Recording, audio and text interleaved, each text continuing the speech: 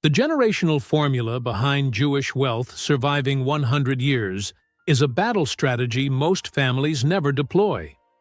You will learn the ancient combat principles that protect legacy from the statistical ambush that kills 90% of fortunes by Generation 3, with a warrior's prayer waiting at the end. 90% of family wealth dies in the grandchildren's hands. Not from external attack, from internal collapse. The first generation fights uphill, clawing for every dollar like it's contested terrain, sacrificing sleep and delaying gratification because they know scarcity in their bones. The second generation inherits the fortress their parents built, and while they never stormed the hill themselves, they at least witnessed the war and remember the cost of each brick. But the third generation inherits peacetime where wealth flows like water, with no visible enemies and no battles worth remembering, so they lower the shields and let the fortress fall from within. This is not accident. This is predictable tactical failure, where the wealth transferred without the warrior code, where treasure arrived without training. You are here because you sense the vulnerability in your own ranks, that softness creeping into your children's character, the entitlement poisoning their instincts, and the growing certainty that your life's work will be squandered before your grandchildren turn 40. That instinct is reconnaissance. You are seeing the breach before the invasion. Jewish families hold territory across centuries, while empires around them crumble. Through the Crusades, through pogroms in Eastern Europe, through the Spanish Inquisition that seized everything visible, through the Nazi confiscations that stripped bank accounts, businesses, and homes, yet the wealth returned, rebuilt, and reclaimed. How does capital survive when governments hunt it? When mobs burn the stores? When laws forbid ownership? Because these families understood what Augustine of Hippo taught 1,500 years ago. The city of God outlasts the city of man, so invest in what tyrants cannot touch. Psalm chapter 112, verse 3, promises that wealth and riches shall be in his house, and his righteousness endures forever. Look at the order of battle. Righteousness is the fortification. The moral structure is what endures, and the resources gather inside that structure because it can hold them. But without the righteous foundation, the treasure has no defensive position and sits exposed, vulnerable, waiting to be looted by the next generation's foolishness or the next government's greed. The Jewish concept is Lador Vador, from generation to generation. This is not sentiment. This is chain of command.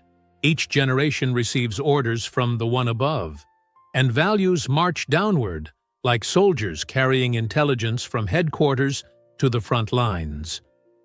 The grandfather does not retire from duty, but briefs the next officer. The father does not assume the son will learn strategy by watching, but drills him. The dinner table becomes the war room. Sabbath becomes officer training. The child learns the value of a shekel before touching one because a soldier must respect his weapon before deployment. What is our fatal error? We think money equals security, that the trust fund is armor. But we are generals handing our sons loaded rifles with no training, and the weapon destroys the soldier. The Jewish family drills values so deep that when the enemy comes, and the enemy always comes, the soldier stands. Chrysostom taught that gold is only safe in the hands of those who despise its power to corrupt. When you teach a child to steward resources without worshiping them, you create an uncorruptible officer. But when you transfer assets without transferring that discipline, you create a casualty. This revelation changes everything. Your family does not have to be a statistic. Your bloodline can hold ground for centuries if you deploy the ancient protocols today. The victory is available. The strategy is proven. Where are you watching from? Drop your location in the comments. I want to see how far this battalion extends. Sir John Templeton mapped the spiritual laws of prosperity like a general mapping terrain. His law of stewardship states that to whom much is given, much is required. This is not a burden. This is strategic positioning.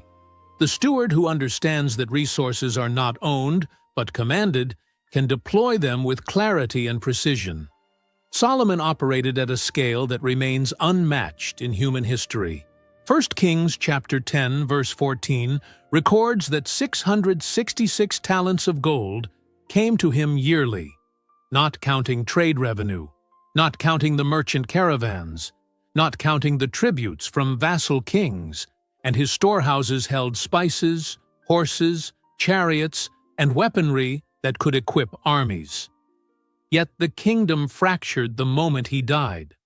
Why? Because Solomon violated his own tactical manual by marrying foreign women who redirected his allegiance and building shrines to enemy gods. The principles were encoded in his proverbs, but his personal discipline collapsed. The fortress stood. The general fell. The lesson is brutal. You can possess the strategy and still lose the war if you abandon the code. Values must transfer before assets. The heir must master small resources with honor before commanding the arsenal. Jewish families execute this in the dinner table war room, where money is not hidden like a shameful secret or paraded like a trophy, but discussed like ammunition, openly and strategically. The child watches the father allocate funds to charity. The child hears why one investment was rejected for ethical reasons, even though the return was high. The child learns that capital is a tool for mission, not a prize for comfort. This is Solomon's wisdom operationalized. The first generation fights. The second generation trains. The third generation inherits both the weapons and the warrior's code to wield them. If this strategy is penetrating your defenses in a good way, mark this territory with a like. Let the algorithm know ancient warfare still wins. The trust fund is a trap door. Easy money eliminates the warrior before the first battle. When the heir receives unlimited capital without labor, without delay, without the crucible of character formation, you do not create security. You create a sedated target. The child never builds decision-making muscle, never feels the weight of consequence, never learns to read the battlefield, and the capital becomes a narcotic that numbs instead of empowers. Benjamin Graham's principle of margin of safety applies to family warfare with lethal precision. The intelligent investor never pays full price, but builds buffers against miscalculation. Apply this to inheritance. You must build a margin of safety between your heir and unearned access. The unconditional trust fund is not generosity.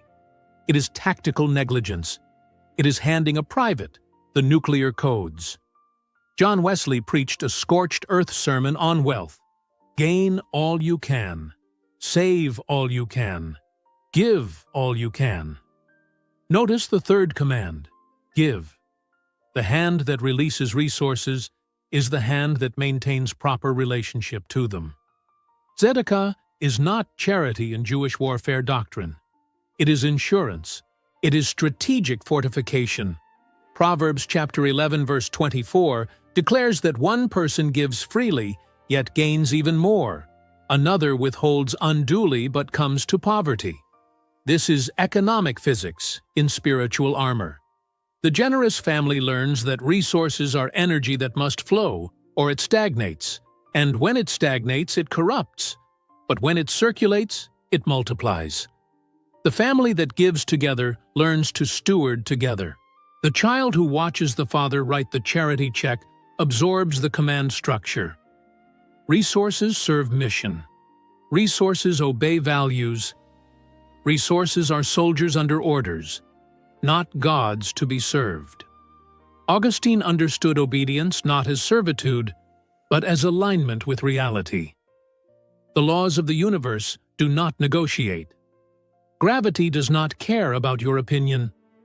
Stewardship does not care about your feelings. Build the margin of safety. Delay the access. Condition the inheritance on demonstrated discipline. This is hard love. This is what separates the family that holds territory for a century from the family that surrenders in 3 generations. Preserve the principle. Live off the fruit.